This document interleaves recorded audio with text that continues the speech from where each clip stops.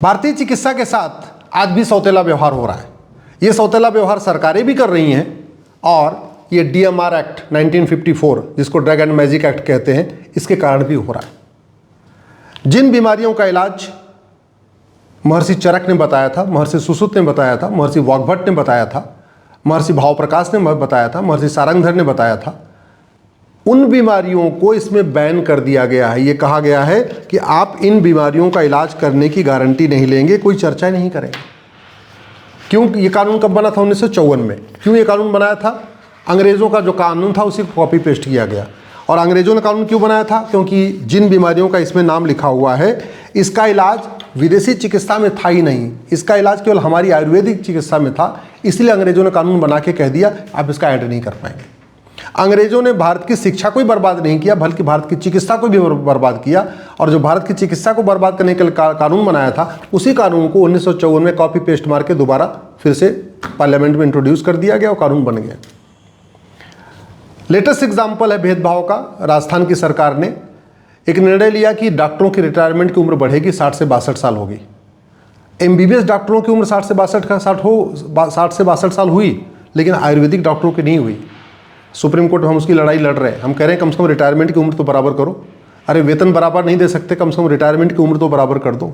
और ये केवल राजस्थान में नहीं हो रहा है, ये उत्तर प्रदेश में भी हो रहा है, केरल में भी हो रहा है। भारत के कई राज्यों में आयुर्वेदिक डॉक्टरों को नीचे माना जाता है, एलोपैथिक डॉक्टरों को ऊपर माना जाता है। और दूसरी तरफ कहते हैं prevention is better than cure. हमारा योग आयुर्वेद नेचुरोपैथी प्रिवेंशन करता है, फिर भी वो नीचे है। विदेशी चिकित्सा जो सिंपल क्योर करती है वो ऊपर रखा गया हुआ है। मैं सरकार से निवेदन कर रहा हूँ, इस घटिया कानून को तत्काल बदलिए। इस कानून के कारण बहुत लोग परेशान हैं और जब तक ये कानून ख़त्म नहीं होगा, एक नई भारतीय चिकित्सा संहिता लागू नहीं होगी, तब तक भारतीय चिकित्सा एट पार नहीं हो पाएगी, विदेशी चिकित्सा के बराबर नहीं आ पाएगी। तब तक हमारा योग आयुर्वेद नेचुरोपैथी इक्वल नहीं हो पाएगा। मैं माननीय प्रधानमंत्री जी को धन्यवाद देता हूँ कि उन्होंने राष्ट्रीय योग दिवस शुरू किया, राष्ट्रीय आयुर्वेद दिवस शुरू किया, अलग से आयुष मंत्रालय बनाया। लेकिन अभी भी भेदभाव हो रहा है। समाधान ये है कि सबसे पहले प्राइमरी में एक सब्जेक्ट शुरू किया जाए, हेल्थ साइंस, और उस हेल्थ साइंस में अष्टांग योग पढ़ाया जाए, नेचुरोपैथी को पढ़ाया जाए। उस हेल्थ साइंस में महर्षि चरक ने क्या कहा, महर्षि सुश्रुत ने क्या कहा था, महर्षि वाग्भट ने क्या कहा था, माधवकर जी ने क्या कहा, हमारे वेदों में स्वास्थ्य के बारे में क्या क्या लिखा हुआ है, हमारे उपनिषदों में स्वास्थ्य के बारे में क्या क्या लिखा हुआ है। और भी हमारे बहुत सारे यहाँ चिकित्सक हुए, बहुत कम से कम 500 से ज़्यादा ऐसे चिकित्सक हुए, उन्होंने स्वास्थ्य के बारे में जो कुछ कहा है, इसको प्राइमरी और जूनियर हाई स्कूल की कक्षाओं में शामिल किया जाए। पहली ज़रूरत तो ये है। दूसरा, जैसे शिक्षा मित्र हमने अपॉइंट किए हैं प्राइमरी स्कूलों में, ऐसे प्रत्येक स्कूल में एक स्वास्थ्य मित्र, या उसको योग मित्र कह लीजिए या स्वास्थ्य मित्र कह लीजिए, प्रत्येक स्कूल में एक स्वास्थ्य मित्र अपॉइंट करने की ज़रूरत है, जो बच्चों में शुरुआत से ही, बचपन से ही स्वास्थ्य के बारे में बताए, योग भी सिखाए, क्या खाना है, कब खाना है, क्या नहीं खाना है, कैसे खाना है, कैसे नहीं खाना है। ये सब कुछ अगर प्राइमरी में बता दिया जाए तो हेल्थ का जो इतना बड़ा बजट है, ये बजट कम हो जाएगा, लोग बीमार कम होंगे।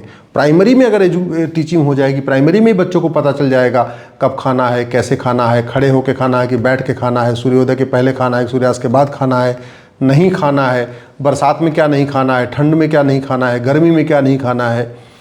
ये सब चीज़ें अगर शुरुआत में ही प्राइमरी के सिलेबस में डाल दिया जाएगा तो बच्चे ज़िंदगी भर भूलते नहीं। प्राइमरी में जो चीज़ें पढ़ाई जाती हैं ज़िंदगी भर व्यक्ति भूलता नहीं है। तो इसलिए ज़रूरत है कि प्राइमरी में पहला एक हेल्थ साइंस हो, योग साइंस हो, दूसरा है स्वास्थ्य मित्र या योग मित्र के अपॉइंट किया जाए।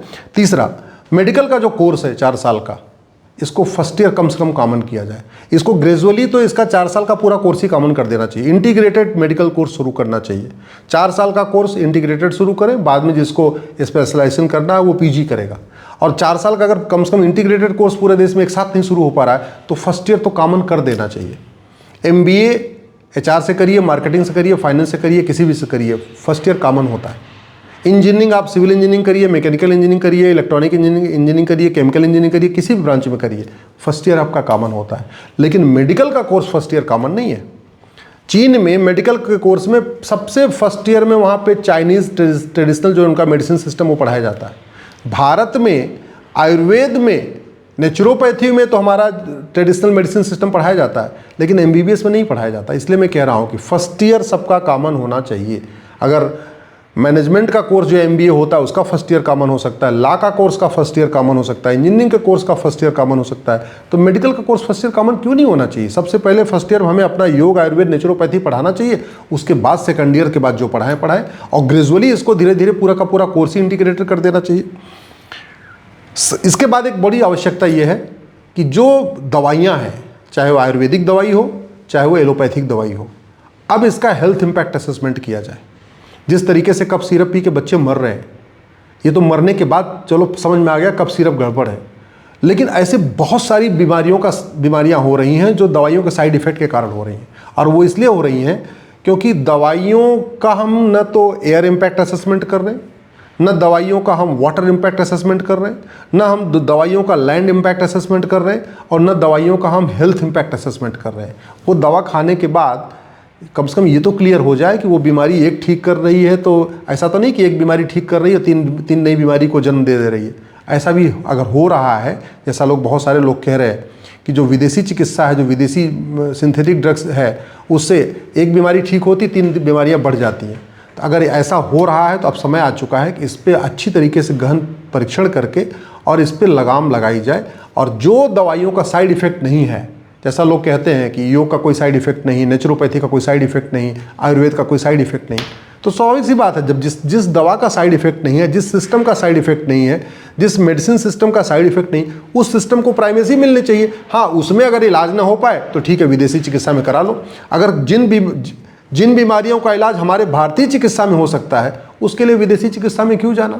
जिन बीमारियों का इलाज सिंपल 2-4 पॉइंट दबाने से ठीक हो सकता है, मसाज करने से हो सकता है, मालिश करने से हो सकता है, ऑयल मसाज करने से, या और भी तरीके से घी के मसाज करने से हो सकता है, उन बीमारियों के लिए फिर फालतू सिंथेटिक ड्रग क्यों खाना? सिंथेटिक ड्रग खा के उसका साइड इफेक्ट लेना क्यों लेना भाई?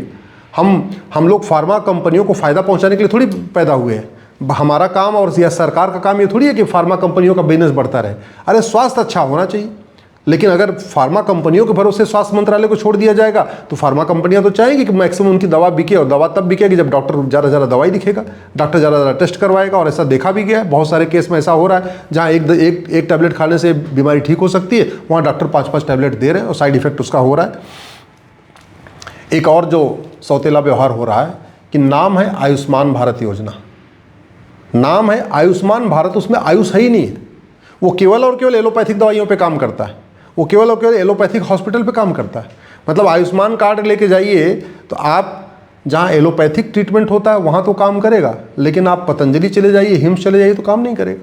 ये मतलब अजीब सी बात है, नाम आयुष्मान भारत और आयुष उसमें है ही नहीं। आयुष केवल मान है, केवल आयुष उसमें है ही नहीं। तो ये बहुत बड़ा गड़बड़ है।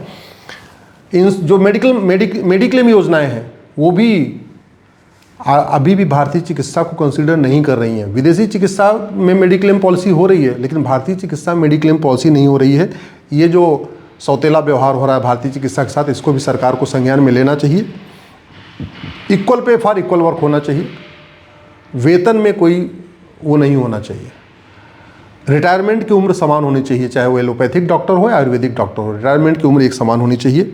और जो एक धीरे धीरे दिमाग में आ गया है कि दवा का मतलब विदेशी दवा, विदेशी चिकित्सा, डॉक्टर का मतलब विदेशी डॉक्टर, ये जो कॉन्सेप्ट आ चुका है, इसको ठीक करने की ज़रूरत है। मैं पूरे गारंटी के साथ कहता हूँ, और मैंने खुद आजमाया हुआ है। मेरे घर में पिताजी का घुटना ख़राब था, मैंने यहाँ दिल्ली में कई हॉस्पिटल में दिखवाया, लेकिन सबने बोला ट्रांसप्लांट करना पड़ेगा। वहीं दूसरी तरफ योग, आयुर्वेद, नेचुरोपैथिक सहारे उनका घुटना ठीक हो गया। और अगर ये कानून बना है नक्कालों को रोकने के लिए, नकली डॉक्टरों को रोकने के लिए, तो कम से कम जो आयुर्वेदिक डॉक्टर हैं और वो जो इलाज करने की बात कर रहे हैं, उनको नोटिस क्यों भेजा जा रहा है? मुझे पता चला है आए दिन पतंजलि को नोटिस भेजा जाता है, जबकि पतंजलि के पूरे देश भर में हॉस्पिटल भी हैं और उनके पास सैकड़ों की संख्या में आयुर्वेदिक डॉक्टर भी हैं। हिम्स को नोटिस भेज दिया जाता है, जबकि हिम्स के पूरे देश भर में डॉक्टर हैं और पूरे देश भर में उनके हॉस्पिटल भी हैं, इसके बाद भी उनको नोटिस भेजा जा रहा है। अरे भैया, जो नहीं है, अनाड़ी है, अनपढ़ है, कहते हैं नीम हकीम खतरे जान, उनको अगर नोटिस भेजा जाए समझ में आता है। पतंजलि को नोटिस भेजा जा रहा है, हिम्स को नोटिस भेजा जा रहा है, किसके इशारे पर नोटिस भेजा जा रहा है? आईएमए के इशारे पर नोटिस भेजा जा रहा है। Indian medical association, Indian medical association किस लिए बना है? केवल और केवल फार्मा कंपनियों का फायदा पहुंचाने के लिए, केवल और केवल यहाँ पे जो विदेशी चिकित्सा है, जो सिंथेटिक ड्रग है, वो मैक्सिमम बिके, उनके एजेंट के रूप में काम कर रहे हैं। उनको लगातार उनकी कोशिश यही है। तो मामला कभी सुप्रीम कोर्ट पहुंच रहा है, कभी हाई कोर्ट पहुंच रहा है, कभी यहाँ पहुंच रहा है, कभी वहाँ पहुंच रहा है। मुझे लगता है इसको ठीक करने की ज़रूरत है और अब समय आ चुका है इस घटिया कानून को बदला जाए। 1954 में जो बना था DMR एक्ट, एक नई भारतीय चिकित्सा संहिता बनाया जाए, इंटीग्रेटेड हेल्थ केयर सिस्टम शुरू किया जाए, मेडिकल का इंटीग्रेटेड कोर्स शुरू किया जाए और योग नेचुरोपैथी आयुर्वेद के साथ सौतेला व्यवहार बंद किया जाए और योग नेचुरोपैथी आयुर्वेद के साथ योग नेचुरोपैथी आयुर्वेद को प्राइमेसी दिया जाए, न कि उसके साथ सौतेला व्यवहार किया जाए।